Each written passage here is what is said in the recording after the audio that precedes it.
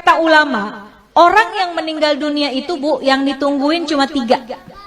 Pertama yang ditungguin adalah kapan datangnya hari kiamat. Itu yang ditungguin sama yang udah meninggal dunia.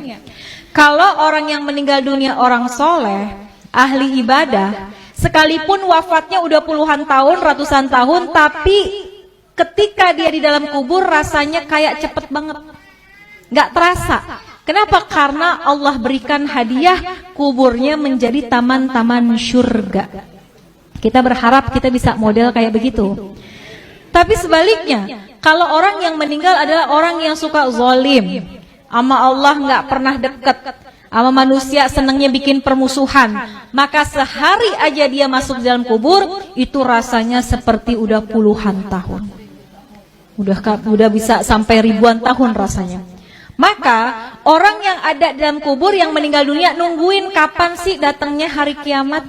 Orang baik pengen buru-buru cepat supaya bisa segera masuk dan menikmati keindahan surganya Allah Subhanahu wa ta'ala. Orang-orang sebaliknya, orang-orang yang jahat, yang zalim pengen buru-buru juga datang hari kiamat. Dia pikir kelar siksaan kubur udah selesai. Padahal masih banyak siksaan yang lebih besar, yaitu ketika datangnya hari kiamat. Maka pertama orang yang meninggal nungguin kapan datangnya hari kiamat. Yang kedua, orang yang sudah meninggal kata ulama yang ditungguin kiriman doa dari yang masih hidup.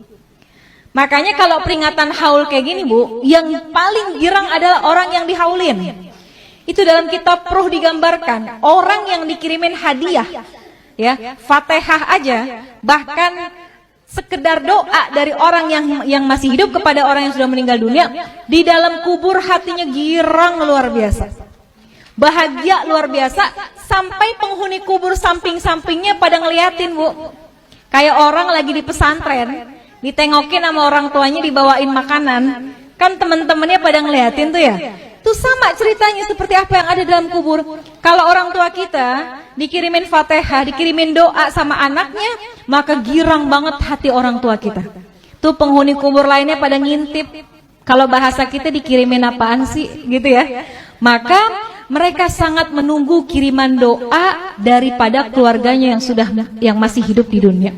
Bahkan diceritain Bu, kalau yang ngirimin anaknya, keturunannya itu malaikat akan membawa doanya menggunakan nampan yang terbuat dari emas.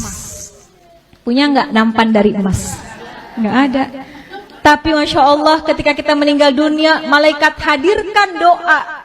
Bisa jadi doa itu berupa ampunan, bisa jadi doa itu adalah rahmat yang dikirimkan oleh anak kita yang masih hidup di dunia. Maka yang ditunggu-tunggu itu doa. Makanya Bu, kenapa kita penting banget punya anak yang ngerti agama, supaya ketika kita meninggal dunia, Fatihah nggak lepas dari lisannya. Yasin yang dibaca dikirimkan pahalanya buat kita. Kalau anak Bu ke orang tua, kalau kata guru saya, anak ke orang tua sekalipun gak dia niatin khusus buat orang tua saya, sekalipun gak disebut, pahalanya terus dialirkan oleh Allah kepada orang tua kita yang sudah meninggal dunia. Apalagi kalau diniatkan secara khusus. Besok nih bentar lagi mau kurban ya Bu, kita boleh sedekah, pahalanya buat orang tua kita, tapi nama kurbannya adalah kita. Kita kirimin deh, kita berkurban, pahalanya kita niatkan buat orang tua. Itu tuh hadiah yang paling baik, yang paling bagus, yang ditunggu-tunggu sama orang tua kita yang sudah meninggal dunia. Yang ketiga, apa yang ditungguin sama orang yang meninggal dunia? Kiriman laporan dari malaikat. Tuh malaikat itu Bu ngirimin laporan tentang anak cucu keturunannya.